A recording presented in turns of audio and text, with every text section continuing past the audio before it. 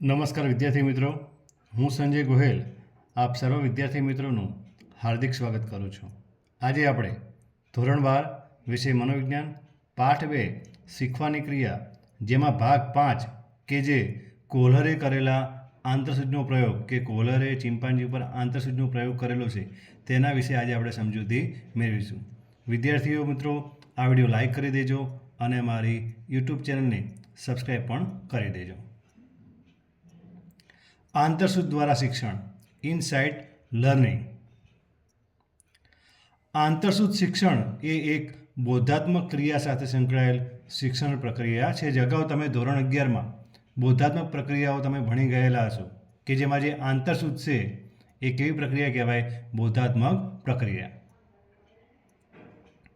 એમાં પ્રાણી કે વ્યક્તિની સમક્ષ આવી પડેલી સમસ્યા અંગે તેની અંદરથી જ આંતરસૂચ પ્રાપ્ત થતી જોવા મળે. એટલે કે આપણે કોઈ પણ સમસ્યા આવે એટલે એ સમસ્યા આપણે વિચારીએ છીએ અને અચાનક આપણને કોઈ ઉકેલ પ્રાપ્ત થાય છે. આંતરસૂચ પર સૌ પ્રથમ અને સૌથી વધુ ખેડાણ કોહલર નામના સમષ્ટિવાદી જર્મન મનોવૈજ્ઞાનિકે કરેલું છે. આ જે બાજુમાં જે ફોટોગ્રાફ છે એ કોહલરનો ફોટોગ્રાફ છે કે જેને આંતરસૂચ દ્વારા શિક્ષણ અંગેના ઘણા બધા પ્રયોગો કરેલા છે. પરીક્ષામાં પ્રશ્ન આવે કે આંતરસૂચ ઉપર સૌથી વધારે ખેડાણ કોને કરેલું છે? તો કોહલર નામના સમષ્ટિવાદી જર્મન મનોવૈજ્ઞાનિકે. તેમણે પ્રથમ વિશ્વયુદ્ધ દરમિયાન કેનેરી ટાપુ પર ચિમ્પાન્જી પર વિવિધ પ્રાયોગિક અભ્યાસો કરી આંતરસૂચ દ્વારા પ્રાપ્ત થતા શિક્ષણ અંગેનું અવિસ્મરણીય પ્રદાન કરેલું છે. આ જે પ્રયોગો છે તેમને ક્યારે કરેલા છે? પ્રથમ વિશ્વયુદ્ધ દરમિયાન. અને ક્યાં આગળ? કેનેરી ટાપુ. પરીક્ષામાં પ્રશ્ન આવે કે કોહલરે આંતરસૂચ અંગેના પ્રયોગો ક્યાં આગળ કરેલા છે? તો કેનેરી ટાપુ પર કરેલા છે.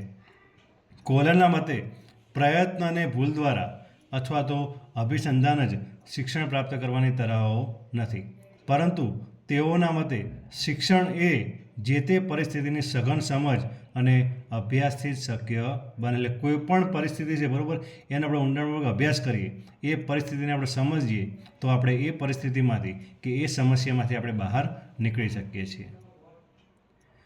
કોઈપણ પ્રકારના શિક્ષણમાં પ્રાણી કે વ્યક્તિમાં જો આંતરસૂચ પ્રાપ્ત થાય તો તેની સમસ્યા શિક્ષણ માટેના અનેક નિષ્ફળ પ્રયાસોને એકાએક અંત આવી જાય છે.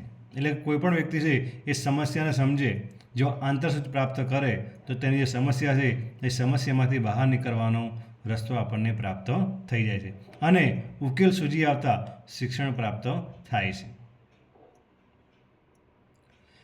એ અંગે કોહલરનો ચિમ્પાન્જી વાનરનો પ્રયોગ કે કોહલરે આ જે પ્રયોગો છે એ પ્રયોગો ચિમ્પાન્જી ઉપર કરેલા છે.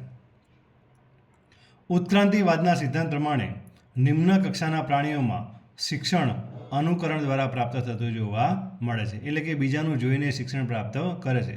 પરંતુ ઉચ્ચ કક્ષાના પ્રાણીઓ છે તેમાં અભિસંધાન અને આંતરસૂચ દ્વારા શિક્ષણ પ્રાપ્ત થતું જોવા મળે છે.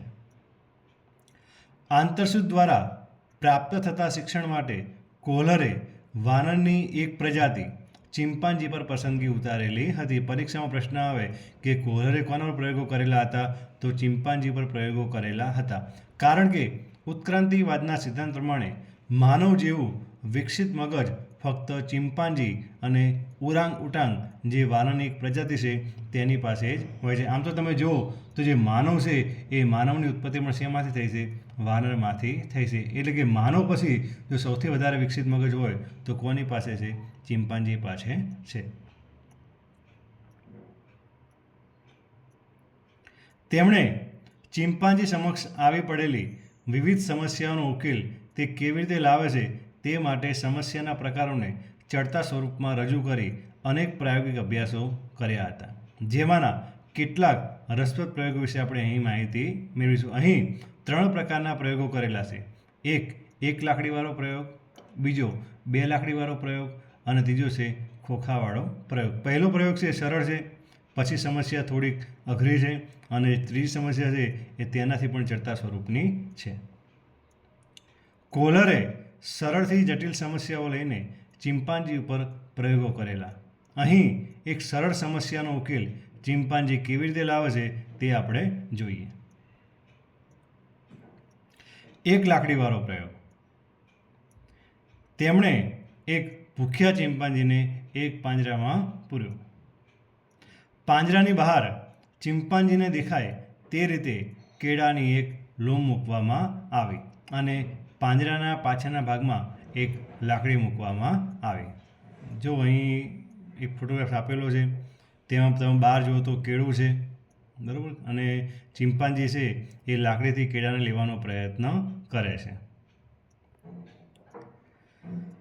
સ્વાભાવિક રીતે જ ચિમ્પાન્જીએ કેળાની લૂમ લેવા પાંજરાની બહાર હાથ કાઢીને, પગ કાઢીને અને પાંજરાની બહાર વધુને વધુ પહોંચાય તેવા પ્રયત્નો તેને કરેલા. એ પ્રયત્નો સ્વાભાવિક છે. કોઈ પણ વ્યક્તિ છે, વ્યક્તિને પણ જો આ રીતે કોઈ પાંજરામાં મૂકવામાં આવે, કોઈ નાનું બાળક છે એને પાંજરામાં મૂકવામાં આવે, હવે જો બાળકને ભૂખ લાગી હોય અને જો પાંજરાની બહાર ખોરાક હોય તો બાળક છે એ પોતાનાથી બને એટલા પ્રયત્નો તેના માટે કરશે. તે જ પ્રમાણે ચિમ્પાન્જીએ પણ પ્રયત્નો કર્યા. આમ છતાં ચિમ્પાન્જીને કેળાની લૂમ લેવામાં નિષ્ફળતા મળી. છેવટે કંટાળીને તે પાંજરાના પાછળના ભાગમાં જઈને બેસી ગયો, જ્યાં અચાનક તેની નજર એક લાકડી પર પડી અને જેવું તેનું ધ્યાન લાકડી પર ગયું કે તરત જ તેણે લાકડી ઉપાડી. પાંજરાના આગળના ભાગમાં જ્યાં કેળાની લૂમ દેખાતી હતી ત્યાં જઈને લાકડી વડે કેળાની લૂમ પાંજરાની નજીક ખેંચી અને પાંજરાથી દૂર પડેલા કેળા પ્રાપ્ત કરવાની સમસ્યા તેને ઉકેલી. જો અહીંયા બાજુમાં ફોટોગ્રાફ છે કે જેને લાકડી લીધી છે અને લાકડાથી કેળાની લૂમ તેને પાંજરાની નજીક લેવાનો પ્રયત્ન કર્યો અને જેવી પાંજરાની નજીક આવી એટલે તેને હાથેથી લઈને તરત કેળા ખાઈ લીધા. એટલે કે તેને એક પ્રકારની આંતરસૂઝ થઈ. શું આંતરસૂઝ થઈ? કે જો હું લાકડીનો ઉપયોગ કરીશ તો એ કેળા પ્રાપ્ત કરી શકશે. આમ આ સમસ્યા ઉકેલ માટે ચિમ્પાન્જીને લાકડી જોઈને થયેલો ઝબકારો એ કે આંતરસૂઝ જવાબદાર છે. જો એને ઝબકારો ન થયો હોત, જો તેને આંતરસૂઝ થઈ ન હોત તો જે ચિમ્પાન્જી છે એ ચિમ્પાન્જી કેળાની લૂમ પાંજરામાં લઈ શક્યો ન હોત.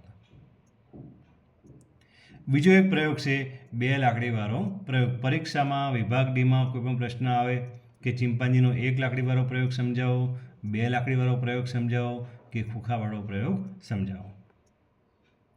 કોલરે ચિમ્પાન્જી ઉપર આંતરસૂઝ અંગે અન્ય એક પ્રયોગ પણ કર્યો.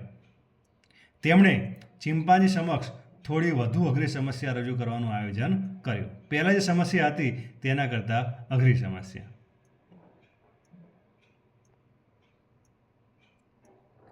તેમણે કેળાની લૂમ પહેલાંના પ્રયોગ કરતાં થોડી વધુ દૂર મૂકી, જે પ્રથમ પ્રયોગવાળી લાકડીથી ચિમ્પાન્જીના હાથમાં આવી શકે તેમ નહોતી. પરંતુ આ વખતે પાંજરામાં એક નાની લાકડી મૂકી અને પહેલી લાકડીથી લાંબી બીજી લાકડી પાંજરાની બહાર મૂકી હતી, જે ચિમ્પાન્જી પાંજરાની અંદર પડેલી લાકડીથી પાંજરામાં લઈ શકે તેમ હતો. એટલે કે એક લાકડી પાંજરાની અંદર અને બીજી લાકડી પાંજરાની બહાર. કેળાની લૂમ હતી કેવી હતી? દૂર હતી, જે એક લાકડીથી આવી શકે તેમ નહોતી. એ ક્યારે આવે કે જે પાંજરામાં પડેલી લાકડી છે એ લાકડીથી જે પાંજરાની બહાર લાકડી પડેલી છે તે જો અંદર લઈ લેવામાં આવે અને બંને લાકડીને જોઈન્ટ કરવામાં આવે તો જ કેળાની લૂમ પાંજરામાં આવી શકે. એટલે આ રીતનો પ્રયોગ છે એ કોલરે કરેલો છે. બાજુમાં ફોટોગ્રાફ્સ આપેલો છે કે એક તમે જુઓ તો એક લાકડી પાંજરાની અંદર ચિમ્પાન્જી પાસે છે અને બીજી લાકડી પાંજરાની બહાર પડેલી છે અને બહાર કેળાની લૂમ છે.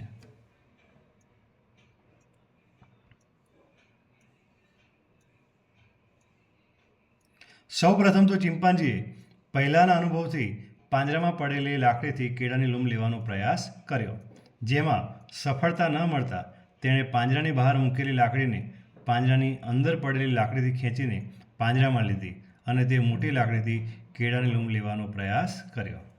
જે નાની લાકડી હતી એનાથી તેને શું કર્યું? મોટી લાકડી પાંજરાની અંદર લીધી અને મોટી લાકડીથી કેળાની લૂમ લેવાનો પ્રયત્ન કર્યો, પણ સફળતા મળી નહીં. કેળા આ લાકડીથી પણ વધારે દૂર હોવાથી ચિમ્પાન્જી કેળા પ્રાપ્ત ન કરી શક્યો. આથી નિરાશ થઈને લાકડીઓ વડે રમત કરવા લાગ્યો. રમત રમતા રમતા અચાનક બંને લાકડીઓ એકબીજા સાથે જોડાઈ ગઈ. જો અહીં બાજુમાં ફોટોગ્રાફ છે કે શું રમત રમતા રમતા જે બે લાકડીઓ છે એ બે લાકડીઓ ચિંપાંજી જોડી નાખે છે. લાકડીઓના જોડાવાથી એકદમ ચિંપાંજીને આંતરસૂઝ થઈ અને તરત જ બંને લાકડીઓ જોડાવાથી બનેલી એક મોટી લાકડી વડે કેળાની લૂમ પાંજરા પાસેથી તેને ખેંચી લીધી. આમ પહેલાં કરતાં થોડી વધુ અઘરી સમસ્યા પણ એ પોતાની આંતરસૂઝથી ઉકેલી શક્યો. એક લાકડીવાળો પ્રયોગ અને બીજો છે બે લાકડીવાળો પ્રયોગ. બે લાકડીવાળા પ્રયોગમાં રચના કેવી છે કે એક લાકડી પાંજરાની અંદર અને બીજી મોટી લાકડી પાંજરાની બહાર. જે કેળાની લૂમ છે એ ઘણી દૂર છે. ક્યારે આવી શકે? જ્યારે બે લાકડી ભેગી કરે ત્યારે. ત્રીજો પ્રયોગ છે ખોખાનો પ્રયોગ. કોહલરે થોડી વધુ અઘરી સમસ્યા રજૂ કરીને આંતરસૂઝ દ્વારા શિક્ષણ પ્રાપ્ત કરી શકવાની ચિંપાંજીની ક્ષમતાને ચકાસી હતી. આ પ્રયોગના આયોજનમાં તેમણે ઊંચી છતવાળા ઓરડામાં 3 ખોખા મૂક્યા હતા. આ ઊંચી છતવાળા ઓરડામાં કોહલરે વચ્ચોવચ્ચ કેળા લટકાવ્યા.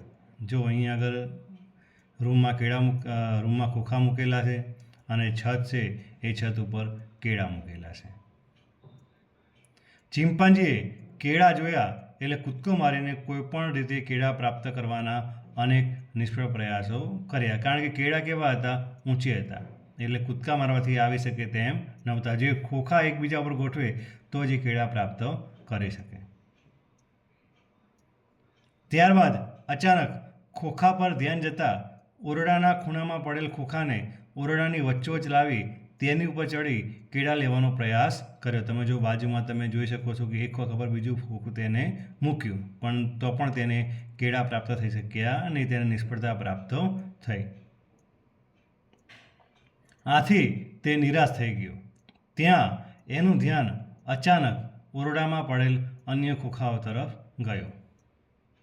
ખોખાઓને એકબીજા પર મૂકવાની રમત રમતા રમતા તેને ઝબકારો થયો.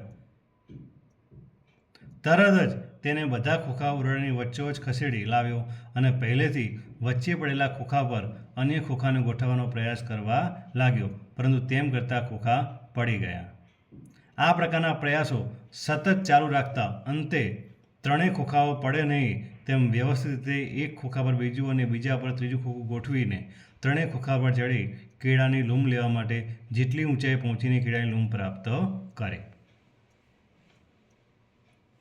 અહીં કોહલર બહુ સ્પષ્ટ રીતે ચિંપાંજીને પહેલાં મળેલા શિક્ષણને લીધે અન્ય સમસ્યામાં ઉપલબ્ધ સાધનોનો ઉપયોગ કરીને સમસ્યાનો હલ કેવી રીતે લાવી શકાય છે તે સમજાવે છે. એટલે કે આ પહેલાં પણ જે પ્રયોગો કરેલા હતા એનો જે અનુભવ છે એ અનુભવ પણ ચિંપાંજીને કામમાં આવ્યો.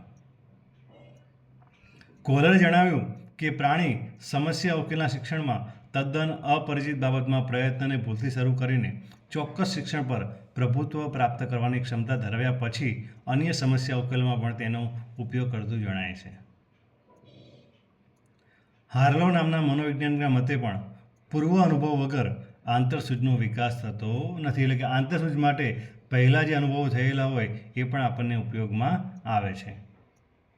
આ પ્રકારની આંતરસૂઝનું શિક્ષણ મેળવતી વખતે પ્રાણી સમગ્ર સમસ્યાનો તાગ મેળવી તેના છૂટા છવાયા વેરવિખેર ભાગોને જોડે છે અને તેમના સંબંધને સમજવાનો પ્રયત્ન કરે છે. તેને કોહલર આંતરસૂઝ કે આહા અનુભવ તરીકે ઓળખાવે છે. પરીક્ષામાં પ્રશ્ન આવે કે આહા અનુભવ કયા શિક્ષણ સાથે સંકળાયેલ છે? તો આંતરસૂઝ દ્વારા શિક્ષણ સાથે સંકળાયેલો છે. આમ સમસ્યા ઉકેલના શિક્ષણમાં સમસ્યાયુક્ત પરિસ્થિતિનું સંયોજન થતાં સમસ્યા ઉકેલની દિશામાં નોંધપાત્ર સુધારો જણાતો નથી, પરંતુ અચાનક કશું ક્લિક થવાથી, એટલે કે મનમાં ટ્યુબલાઇટ થવાથી કે મનમાં ઝબકારો થવાથી ઓચિંતો તેનો ઉકેલ પ્રાપ્ત થઈ જાય છે. આ રીતે પૃથ્વી પરના દરેક સજીવને પોતાના જીવનની રક્ષા માટે અને આસપાસના વાતાવરણ સાથે સમાજિત થવા માટે ઉપર દર્શાવેલ કોઈને કોઈ શિક્ષણની તરાહને અપનાવવી પડે છે. જો કે મોટે ભાગે એક કરતાં વધુ શિક્ષણની તરાહનો ઉપયોગ થતો જોવા મળે છે.